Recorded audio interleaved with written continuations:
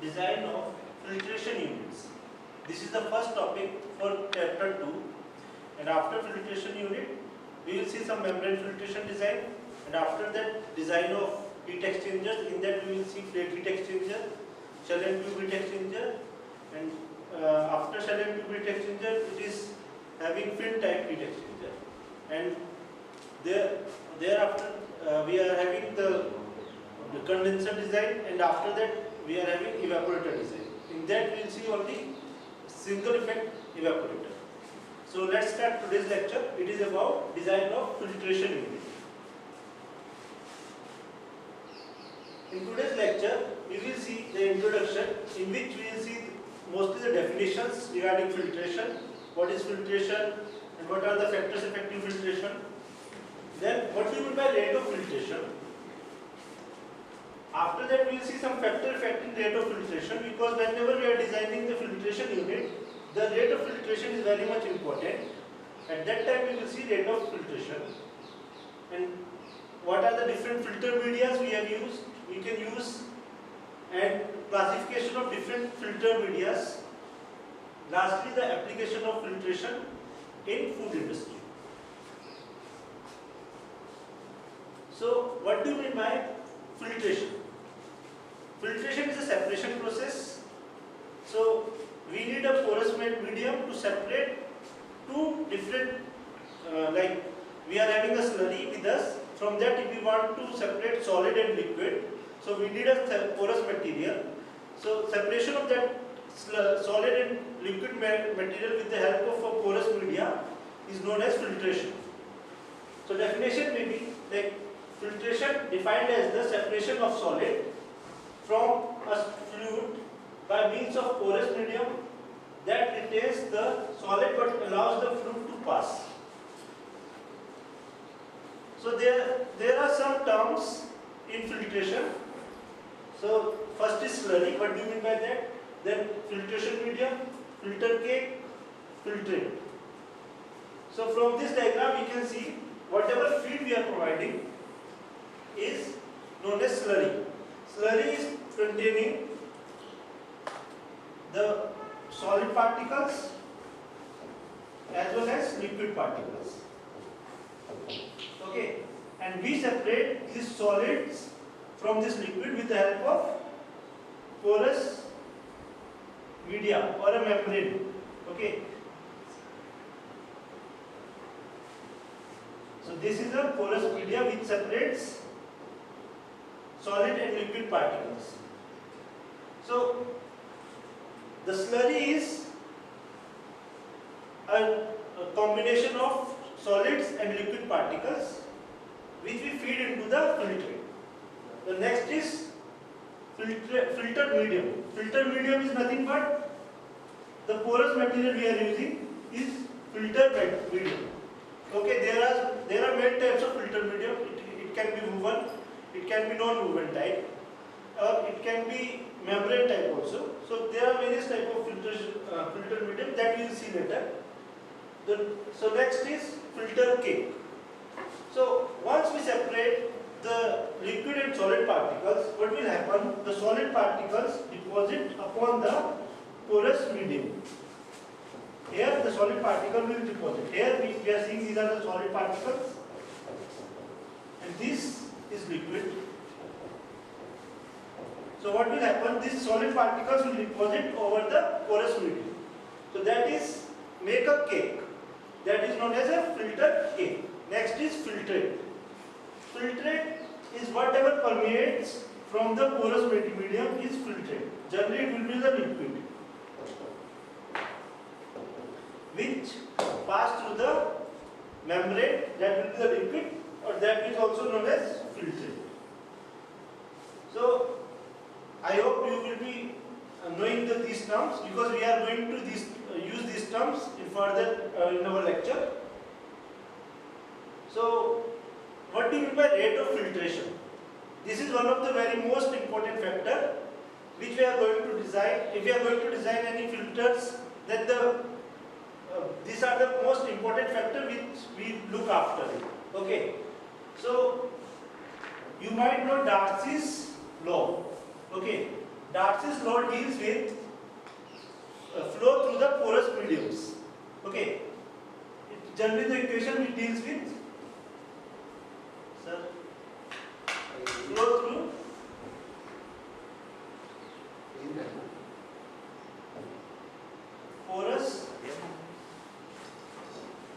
porous medium. Okay. So Darcy's law deals with the flow through porous medium. The equation governed by Darcy's is about the volumetric flow rate or volumetric rate. Unit is Newton cube per second. Okay, the Q stands for volumetric flow rate, which is equals to Ka upon mu L into delta P, where K is permeability in terms of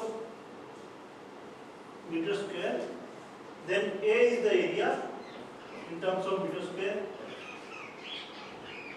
P is the pressure drop across the filter medium. So this we will see, generally delta P is given by P1 minus P2, where P1 is greater than P2. Okay, so this is the pressure. Suppose this is our porous medium. So pressure P1 generally exerts above the porous medium and P2 act at bottom of the porous medium. Okay, if the flow of the fluid is like this, correct? So this will be P1 and P2. Next come viscosity of filtrate, which is mu. This is a material property. And next one is thickness of cake in terms of meter. And mu is the material property. So this is the Darcy's equation, which we generally use to derive the volumetric flow rate. So this is the Darcy's equation, which we generally see. There is another form of Darcy's equation. There is another form of Darcy's equation where Q equals to capital K A H1 minus H2 upon L. Let us consider a flow through pipe and a membrane or a porous medium is fixed in the middle of that. The porosity of this medium, let be small k, and the length of this porous medium is L.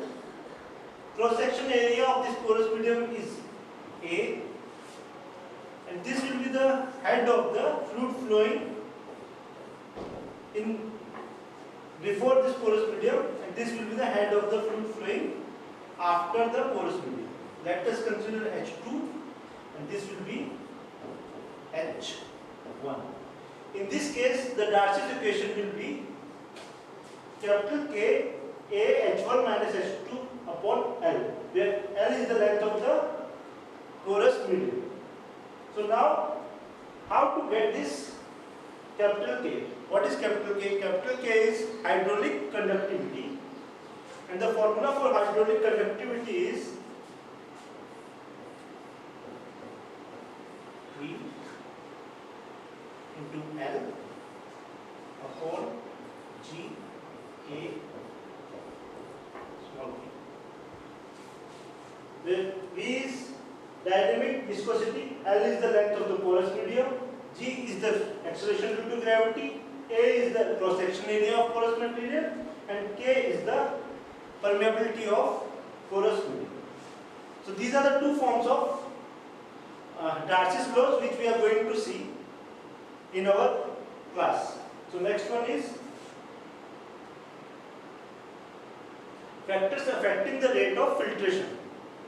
So from the equation we have seen there are 5 factors which affect the flow through the porous medium or rate of filtration. So first one is permeability. So permeability is directly proportional to the flow of liquid through a porous medium or filtration rate. So permeability is a constant factor represented the resistance of both the filter and the medium cake. So in this case, the permeability is the resistance, and the thickness of the cake increases, the permeability decreases. So as the thickness increases, the rate of filtration decreases, and hence the permeability decreases. So next one is area of filtered media. Area of filtered media again directly proportional to the filtration rate. So the total volume of the filtrate flowing from the filter will be directly proportional to the area of the filter. So it is directly proportional to the rate of filtration. And the area can be increased. How we can increase the area? By increasing the length of the filter, or by increasing the number of filters, or number of filtering unit inside our equipment. So third one is the pressure drop. So pressure drop is again very much important. The pressure drop was represented by delta P in the formula. So larger the delta P, the larger will be the rate of filtration. So we in our like whenever we are performing the whenever we are designing the equipment, we should consider the larger delta P. So the rate of filtration is proportional to the pressure difference across the both filter medium and filter cake. So suppose this is our system and we are having a porous medium. So here the P1 and here P2, and delta P equals to P1 minus P2, where P1 should always be greater than P2. If it is not, then filtration is not possible. So pressure drop, how we increase the pressure drop in our system? First is gravity. So what we do, we generally with the help of gravity we try to maintain a certain head. Okay. Generally, if you saw example of a kettle, generally how the kettle is having a filter in front of tap. Correct. So this filter, how this filtration occur? Because of the head of the tea inside the pot. Okay. That's why the filtration occur. Here the porous media is a membrane at the end of the tap, and the driving force is gravity because of this height h. So as we reduces the height, the filtration rate reduces. Okay. So that's why you have to tilt the kettle, correct, to increase the head. Sometimes you tilt the kettle to increase so that the head will be increased and the filtration rate again you can achieve. So this was the simple case where the gravity is acting as the working force. Next one is vacuum, or in other cases sometimes we create the vacuum by using compressor to maintain the pressure drop inside the system. The next one is pressure. So here we use different pumps or motors so that we can maintain the pressure drop. The next one is centrifugal force. So here we use centrifugal pumps. Okay. Instead of pumps, vacuum pumps or other pumps, we use centrifugal force. Okay. So next one is viscosity of filtrate. The viscosity of filtrate is another very much important factor because it is inversely proportional to the rate of filtration. So as the filtration increases, it increases the impurity in our slurry. Okay, and viscosity is increasing, and hence the filtration rate decreases. Next one is thickness of filter cake. So as the filtration process goes on, the thickness of the material over the the thickness of cake over the porous medium will increase. For example, after, again this is the porous medium, and cake forms here. Okay, and with time this cake length increases, and this is a time constant factor. Okay, with time the cake length decreases. That's why we have to maintain the same filtration rate. We have to clean our equipment after a certain interval. So the rate of flow of filtration through the filter cake is inversely proportional to the thickness of cake. This viscosity and the thickness are the two factors which are inversely proportional to the rate of filtration. Then now we will see about different filter medias. What are the different filter media? First, what do you mean by filter media? So filter media is nothing but a porous surfaces which we use for filtration, and generally those are having a specific permeability. So surfaces upon which solid are deposited in the filter is called filter medium. What are the properties of ideal filter? So they should have some certain properties, like they should clean the material effectively. So they should deliver a clean filtrate, and they should withstand the mechanical stresses without rupturing or being compressed.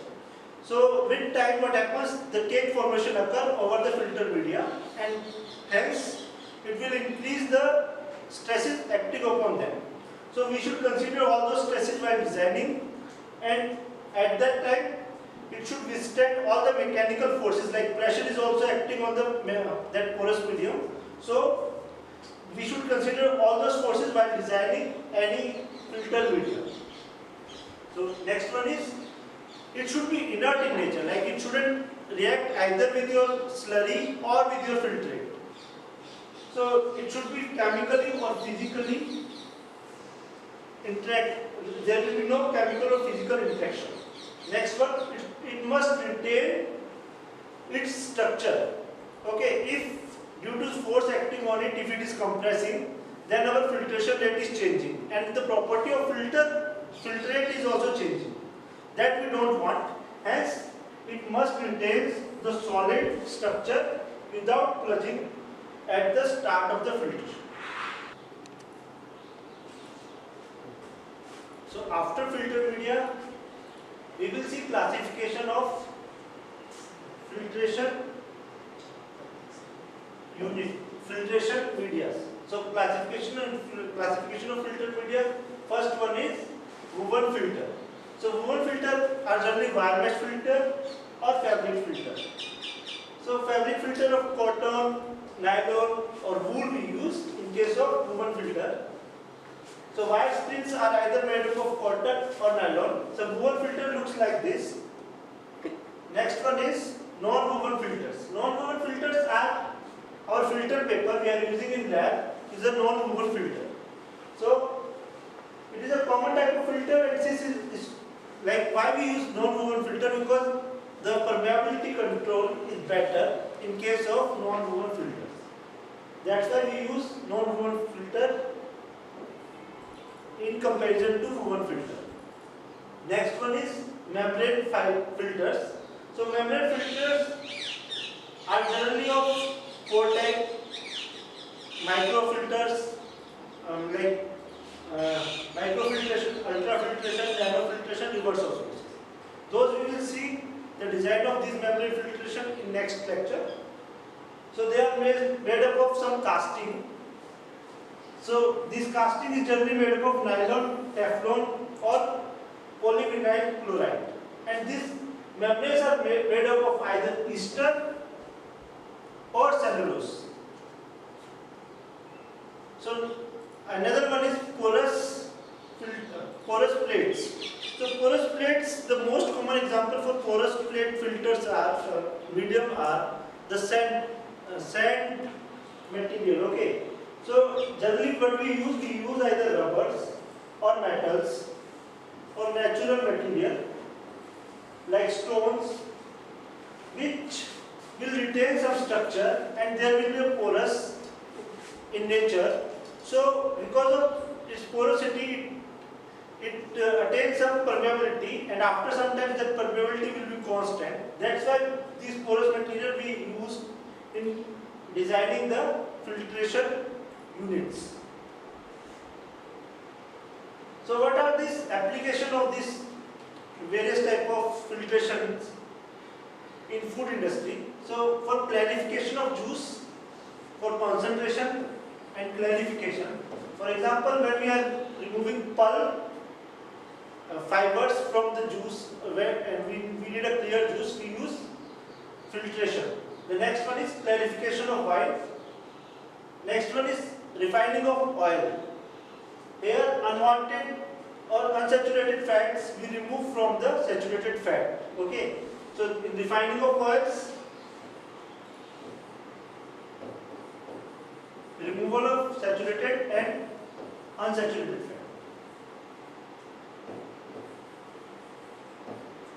In sugar mills, we use membrane filtration. Then in canning industries, beverage industry, and aseptic environment also we use membrane filtration. So, thank you. This is it for this lecture. Before closing this lecture, I would like to take the summary of this lecture. So, we have studied what do you mean by membrane filtration, what equation governs the membrane filtration, that is Darcy's law, and what are the various factors which affect the rate of filtration. And after that we have seen the application of membrane filtration, the application of filtration in food industries. So this is it for the today's lecture. In next lecture we will see design of membrane filtration units. Thank you.